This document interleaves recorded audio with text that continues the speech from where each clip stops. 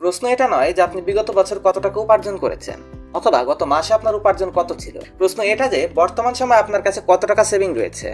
আপনার money bag কি টাকায় পরিপূর্ণ নাকি খালি? আমাদের মধ্যে বেশিরভাগ মানুষকেই এই প্রশ্নটি করা হলে তারা বিরক্ত বোধ করে, কারণ মানুষ টাকা তো উপার্জন করতে পারে কিন্তু টাকাকে ধরে রাখতে পারে না, কারণ তারা জানে না কিভাবে টাকার খেলাটা খেলতে হয়। You do not know how to play the money game, কারণ তারা টাকার 5টি প্রধান নিয়মকে জানে না, যে নিয়মগুলো জানা থাকলে তাদের জীবনে পথ চলা আরো অনেক সহজ হতো।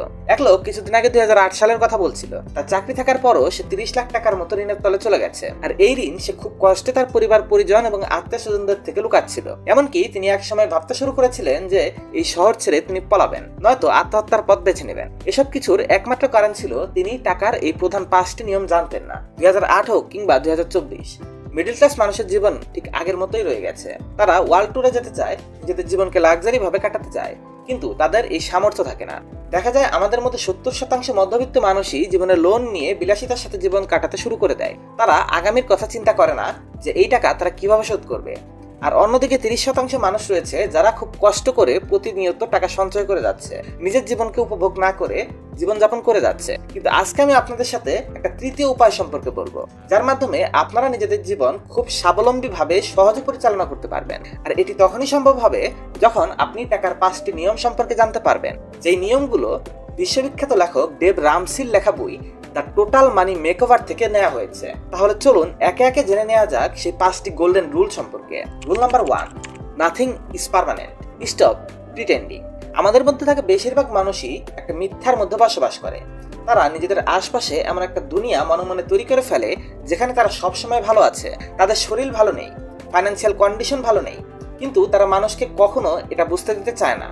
আর এজন্য তারা নিজেদের আশপাশে এমন একটা পরিবেশ তৈরি করে রাখে যার প্রকৃতপক্ষে পুরোটাই মিথ্যা দ্বারা তৈরি। যেমন ধরুন, রহমান মিয়া 25,000 টাকা বেতনে চাকরি করে, কিন্তু তার খরচা দেখলে বোঝার উপায় নেই যে তার মাসিক উপার্জন মাত্র 25,000। তার চলার ধরন এমন যে তিনি একজন কোটিপতি, হাজার হাজার টাকা খরচ করছে, বেতনের টাকা শেষ হয়ে গেলে ইএমআই এর লোন করে খরচ করছে, নিজের শরীরের খেয়াল রাখবে না, অথচ অতিরিক্ত জাঙ্ক ফুড খেতে তাকে প্রতিনিয়ত ফেসবুকে দেখা যাচ্ছে। তার হাব ভাব দেখে মনে হচ্ছে যে তার সাথে কিছুই হচ্ছে না, সবকিছু ঠিক আছে, কিন্তু দিন শেষে না তার শরীর ঠিক আছে, না তার ব্যাংক ব্যালেন্স ঠিক আছে, নিজের কোনো সঞ্চয়ের টাকা নেই, এবং তিনি প্রতি মাসে তা আরো অতিরিক্ত পরিমাণ টাকা তার অভ্যাসের কারণে লোন নিয়ে নিয়ে ঋণের জালে ফাঁসছেন, যা কখনোই তার জন্য কল্যাণকর নয়। তার এই বাজে অভ্যাসগুলো বুঝতে অনেক বেশি দেরি হয়ে গিয়েছিল, আর যখন তিনি বুঝতে পারলেন তখন তার কাছে না চাকরি ছিল না সঞ্চয়ের কোনো টাকা, শুধু ছিল তার বিলাসবহুল জীবনযাপন করার ভর্তুকি হিসাবে 5-6 লাখ টাকার লোন।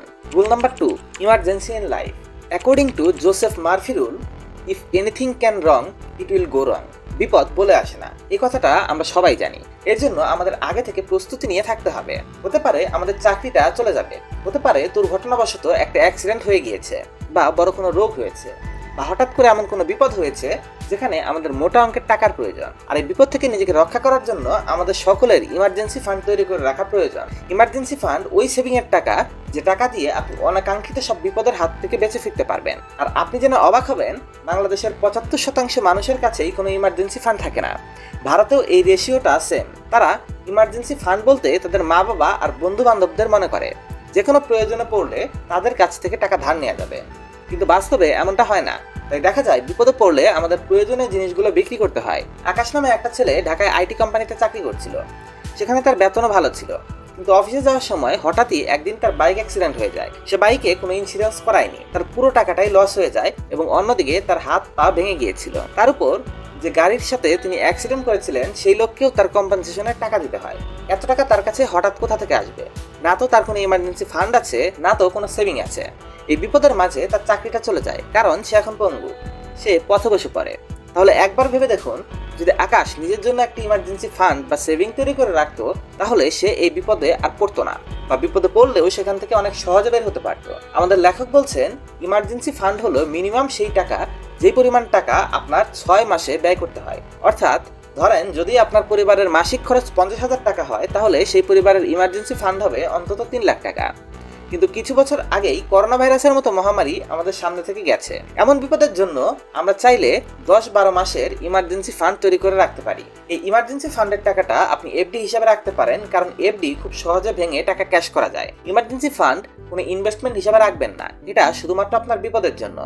টাকা এমনভাবে রাখতে শিখুন যেন আপনি বিপদে পড়লেই মুহূর্তেই সে টাকা আপনার হাতে চলে আসে। ইমার্জেন্সি ফান্ডের সবচেয়ে ভালো বিষয় হলো বিপদের সময় না আপনার কারো কাছে ঋণ করতে হচ্ছে আর না তো আপনার মেইন ব্যাংক অ্যাকাউন্টে হাত দিতে হচ্ছে। নাম্বার 3, ডেপ্ট ফ্রি লাইফ। জীবনকে এমনভাবে পরিচালনা করবেন না যেখানে আপনার প্রচুর টাকা লোন নিতে হচ্ছে।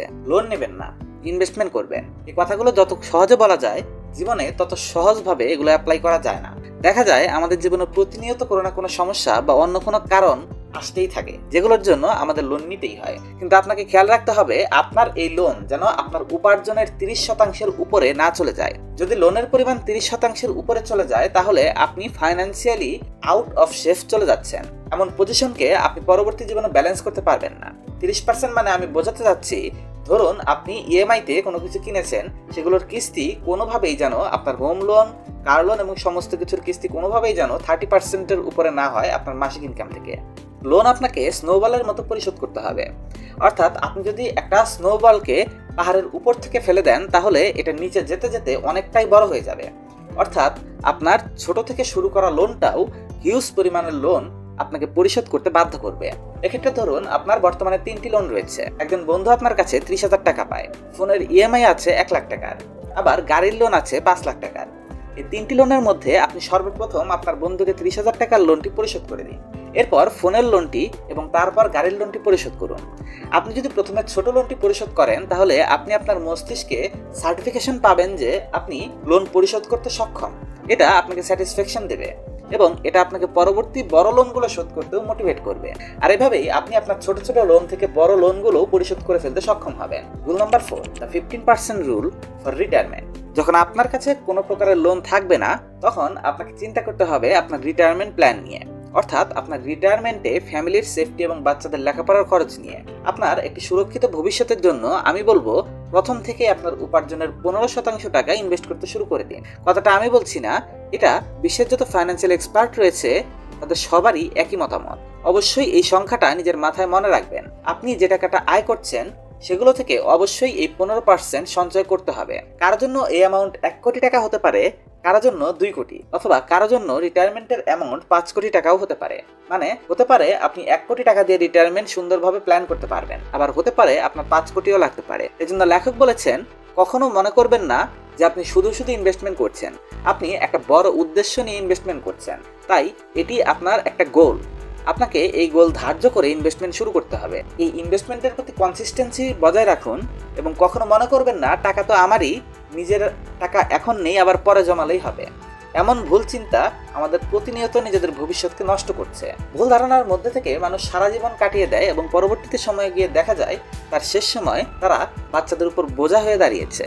তারা নিজের পরিবারে আর কোনো কন্ট্রিবিউশন করতে পারছে না। আপনাকে শুধু রিটায়ারমেন্টের জন্য চিন্তা করলেই হবে না, আপনাকে চিন্তা করতে হবে আর্লি রিটায়ারমেন্টের কথা।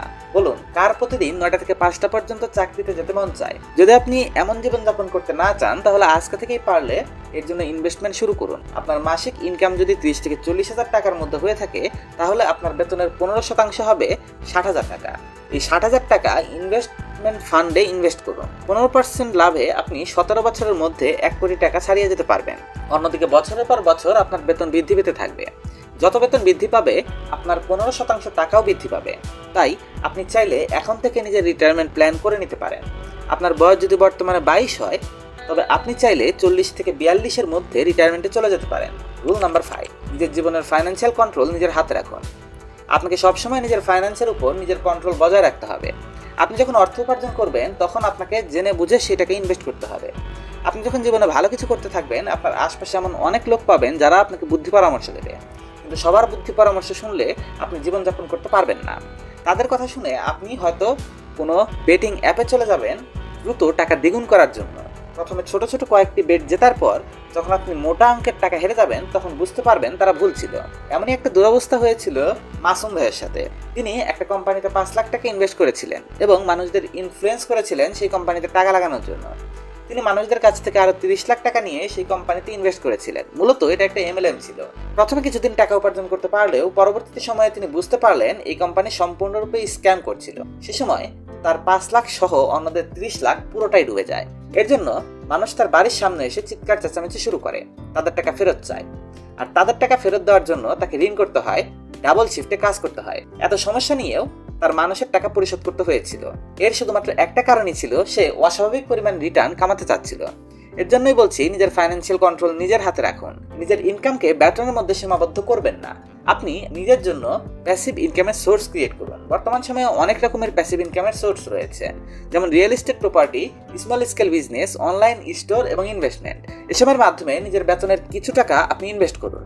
নিজের জন্য এবং নিজের পরিবারের জন্য একটা সিকিউর ভবিষ্যৎ তৈরি করুন। সবশেষে, যদি ভিডিওটা একটু ইনফরমেটিভ হয়ে থাকে তাহলে ভিডিওটাকে আপনার বন্ধু বান্ধব আত্মীয় স্বজনের সঙ্গে শেয়ার করুন। আর এই রকম ভ্যালুয়েবল ভিডিও সবার প্রথমে দেখার জন্য চ্যানেলটাকে সাবস্ক্রাইব করুন। কারণ আমার প্রাণের বন্ধুরা, আপনারা সবাই তো ভিডিওটাকে দেখছেন কিন্তু সাবস্ক্রাইব করছেন না, তাই অবশ্যই চ্যানেলটাকে সাবস্ক্রাইব করুন।